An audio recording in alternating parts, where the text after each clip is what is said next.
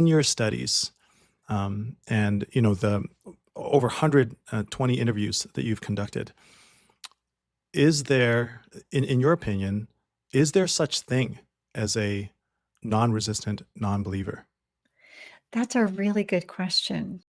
Right. But this non-resistant non-believer was definitely the minority. Now, 67%, nearly two-thirds, three-fourths really, Hmm. said there would be nothing that would ever convince them to move from atheism. So generally speaking, there was a Right. very high level of resistance. But that non-resistant non-believer, I guess you could look at that theologically as well, because, in Romans it says we all, suppress the truth in unrighteousness, and, no one is good. And I can't say that no one is ever non-resistant against God, because I think Hmm. that is human nature. That's our Right. sinful nature, to resist Yes. God. So, that's a little bit of a tricky question. I think Hmm. sometimes people say that they're not resistant. I wish I could believe. Hmm.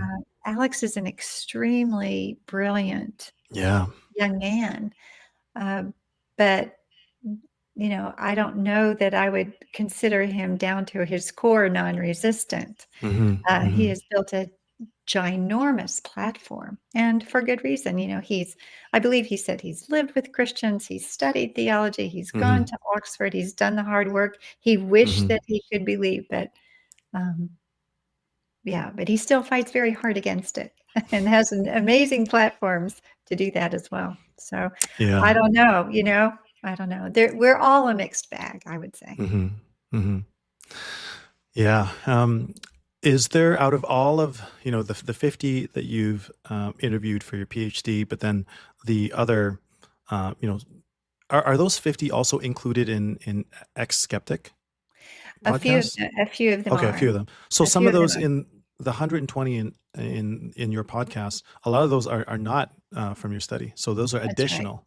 Oh, That's wow. right. Okay. Yeah. So in Mhm. in the totality of, wow, so you might have interviewed over 160, let's say, or so, conversions, right? Stories and testimonies.